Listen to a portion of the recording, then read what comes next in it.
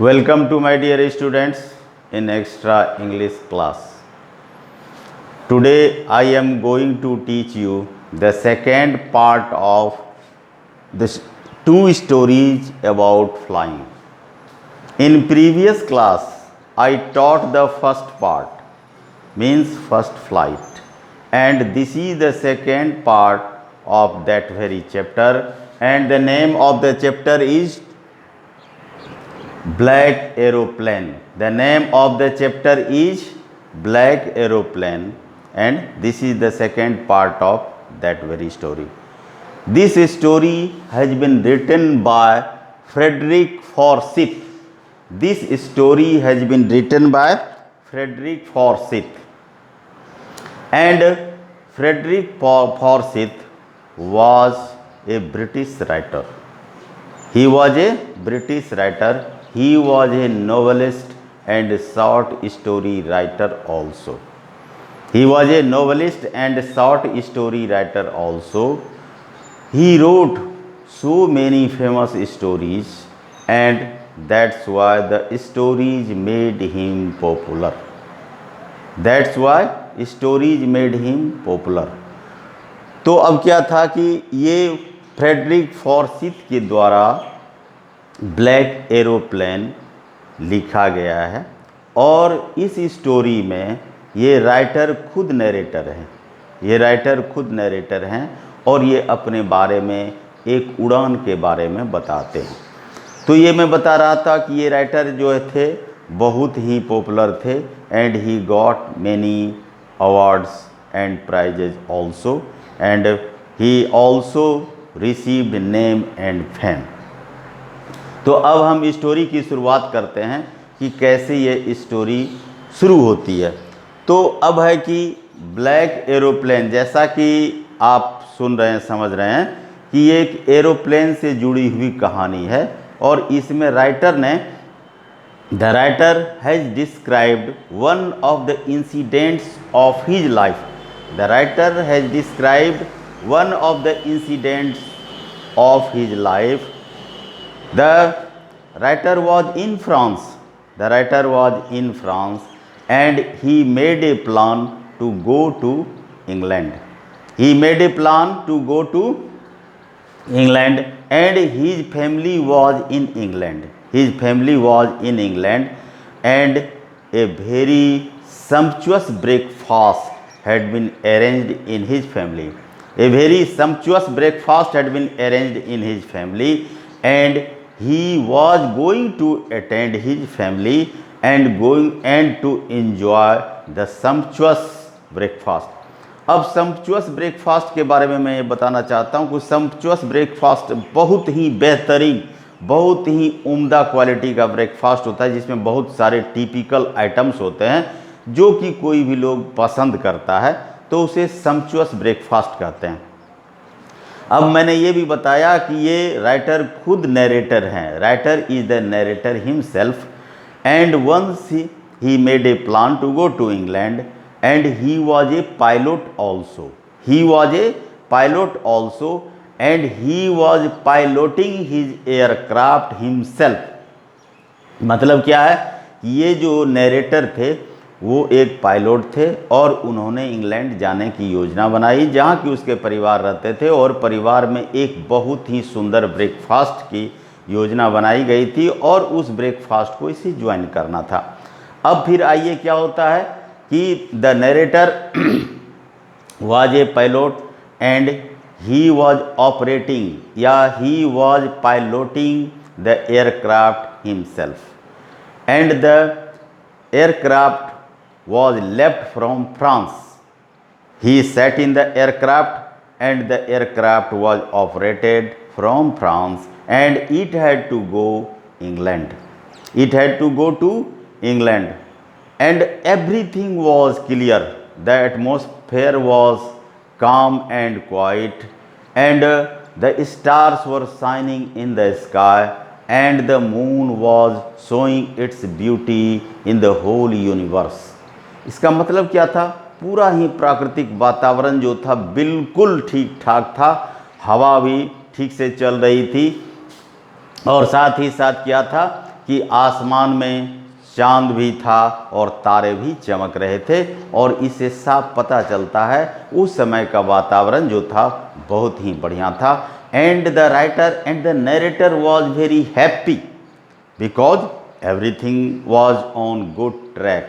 सब चीज़ सही स्थान पर था, सही जगह पर था, जिसके चलते कि राइटर यानी नरेटर जो थे बहुत ही खुश थे। ही was in the aircraft and aircraft was going on. He was 150 kilometer away. He was 150 kilometer away from France. अब है कि वो फ्रांस से 150 किलोमीटर की यात्रा तय करते हैं, और कहाँ तय करते हैं? वो एयरक्राफ्ट में बैठे हुए हैं और वो एयरक्राफ्ट स्वयं चला रहे हैं। सब कुछ ठीक ठाक था, लेकिन यह कोई नहीं जानता है कि किस समय सिचुएशन कैसे बदल जाएगा। Nobody knows what will be the situation, what will be the form of the atmosphere और एनीथिंग एल्स। इस प्रकृति में आदमी और इंसान कुछ भी पक्के तौर पर नहीं कह सकता है कि अगले क्षण, अगले मोमेंट में क्या होने वाला है, और इसकी सूचना, इसकी जानकारी स्वयं नरेटर को भी नहीं थी। नरेटर नहीं जानता था कि आगे क्या होने वाला है। And in this story he has also described indirectly the existence of God और the miracle power of God. इस स्टोरी में नरेटर ने इनडायरेक्ट रूप में, अप्रत्यक्ष रूप में यह भी बताने की कोशिश की है कि ईश्वर होते हैं और ईश्वर का एक अस्तित्व होता है और एक जादुई शक्ति उसमें होती है। ऐसे क्लियर कट उन्होंने कुछ नहीं कहा, लेकिन कहानी से ऐसा पता चलता है कि कुछ इस तरह की बात वो कहना चाहते हैं। अब फिर आइए स्टोरी पर क्या हुआ कि the narrator was 150 kilometres far from France and he saw the atmosphere suddenly changed. He saw that the atmosphere suddenly changed and there were clouds in the sky and the strong wind was blowing. The strong wind was blowing and it made the atmosphere severe. और इससे क्या हुआ? Atmosphere बड़ा ही गंभीर हो गया, जोर से हवाएं चल रही थी और ऐसा लग रहा था कि उस विषम परिस्थिति में एरोप्लेन को आगे बढ़ाना, एयरक्राफ्ट को आगे बढ़ाना बड़ा ही मुश्किल हो गया था। It had become very difficult to operate, to pilot the aircraft for the narrator. He was in a fix what to do और not to do. He was in a fix what to do और not to do. वह उधेड़ बुन में थे कि क्या करना चाहिए, क्या नहीं करना चाहिए। And the fuel was, the quantity of fuel was very less in his aircraft. He estimated that it would last about 5 और 10 मिनट्स। मतलब कि उसके एयरक्राफ्ट में फ्यूल जो था मात्र 5 से 10 मिनट तक चलने वाला था। अब क्या करता वो? तो क्या हुआ? At the same time another aeroplane was seen just before him. क्या हुआ? उसके कुछ ही, जबकि बिल्कुल वातावरण खराब हो गया था, हवाएं जोर से चल रही थी, बिल्कुल डार्क हो गया था, हाथ को हाथ नहीं दिखाई दे रहा था, नहीं सूझ रहा था, मतलब कि कुछ करना बड़ा मुश्किल था। और वैसे समय में एयरक्राफ्ट को चलाना तो बहुत ही मुश्किल की बात थी। लेकिन उस नरेटर ने हिम्मत को नहीं खोया और अचानक उन्होंने देखा, suddenly he saw a new aircraft और another aircraft which was just before him, जो कि बिल्कुल आगे था। And the pilot was indicating and he was, the pilot was telling the narrator to come before him. और वो जो दूसरा पायलट था वो कह रहा था कि मेरे पीछे पीछे आओ, और हाथ से वो वेव कर रहा था। He was waving his hands and he was telling to come behind him. और वो कह रहा था नरेटर को कि मेरे पीछे आओ। और ऐसे क्या कहा जाता है कि डूबते को तिनके का सहारा। जब वो विषम परिस्थिति थी और उस समय कुछ नरेटर को कुछ सूझ नहीं रहा था, अचानक जब उसके लिए एक रेज ऑफ होप आया, आशा की किरण आई, और दूसरे पायलट ने उसे कहा कि ठीक है मेरे पीछे आ जाओ। तो उस पायलट ने यानी नरेटर ने क्या हुआ कि he followed that very aeroplane and the colour of that aeroplane was black. तो क्या था कि वो ब्लैक टाइप का एरोप्लेन था जो कि आगे आगे चल रहा था, and the narrator was following that very aeroplane. Narrator जो था उस एरोप्लेन को फॉलो कर रहा था। And after half an hour the aircraft reached to its destination. The narrator saw the two bright lines which indicated the lines of the aerodrome. तो अब writer ने क्या देखा कि दो ब्राइट लाइंस देखे, और वो लाइन का मतलब था कि इंग्लैंड का जो था वो हवाई अड्डा आ गया था और वहाँ पर उसको उतरना था। अब वो अपने आप को सेफ समझने लगा।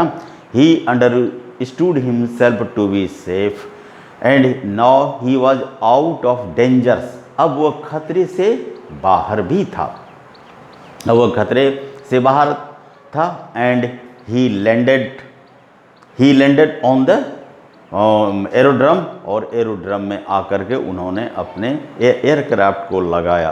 First of all he went to the inquiry counter and there was a lady sitting in the inquiry counter and he wanted to know about the black aeroplane and he asked that very lady where was the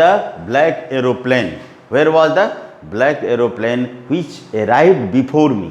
तो narrator ने कहा कि हमसे पहले एक black aeroplane आया था, वो कहाँ है, हम उसके पायलट से मिलना चाहते हैं। At this the receptionist who was on the counter or inquiry counter became very astonished because no any other aircraft had arrived there. वो हंसने लगी और उसने कहा कि कोई एयरक्राफ्ट नहीं आया, बस आपका ही एयरक्राफ्ट सबसे पहले आया है और कोई दूसरा एयरक्राफ्ट नहीं आया है। तो इस पर नरेटर को बहुत ही आश्चर्य हुआ कि एक एयरक्राफ्ट तो मेरे आगे था जिसने मेरा गाइड किया, दिशा निर्देश दिया, और जिसके चलते मैं सेफ एंड साउंड हूँ। मेरे पास पेट्रोल भी बहुत कम था, फ्यूल बहुत कम था, 5-10 मिनट का था, लेकिन ये कौन से गॉड थे, कौन से खुदा थे, कौन से परवरदिगार थे, कौन से ईश्वर थे, और कौन सी अदृश्य शक्ति थी जिन्होंने हमें गाइडलाइन दिया और जिसके चलते सही सलामत हम एरोड्रम पर पहुँच गए। अब जो वो था कि नरेटर बहुत ही आश्चर्यचकित हो गया। तो यहाँ कहने का मतलब ये है, here the narrator wants to say that it was nothing but it was the miracle of God. उसके कहने का मतलब इंटेंशन यही है कि अचानक कोई अदृश्य शक्ति आई और जिसने कि हमें गाइड किया और हम सही डेस्टिनेशन पर पहुंच गए। तो इसका मतलब we also must believe in God, कि गॉड में के पास ऐसी शक्ति होती है जो किसी और में नहीं होती है। ये बहुत ही शॉर्ट स्टोरी है और इस तरह से ये स्टोरी समाप्त हो गई। और इस स्टोरी का मोरल यही है कि we should always try to do good work, we should never be involved in bad activities if you are good, if your soul is pious। अगर आपकी आत्मा पवित्र है then you will be helped at the time of peril। अगर आपकी आत्मा शुद्ध है तो संकट के समय, विपत्ति के समय कोई अदृश्य शक्ति ऐसी आएगी जो कि आपको मदद करेगी और आपको कुछ पता भी नहीं चलेगा कौन सी ऐसी शक्ति थी जो मदद करेगी। मदद आपको करने के लिए तैयार है। Okay, thank you, have a nice day. This is the third chapter of class 10th CBSE। Okay, thank you, have a nice day.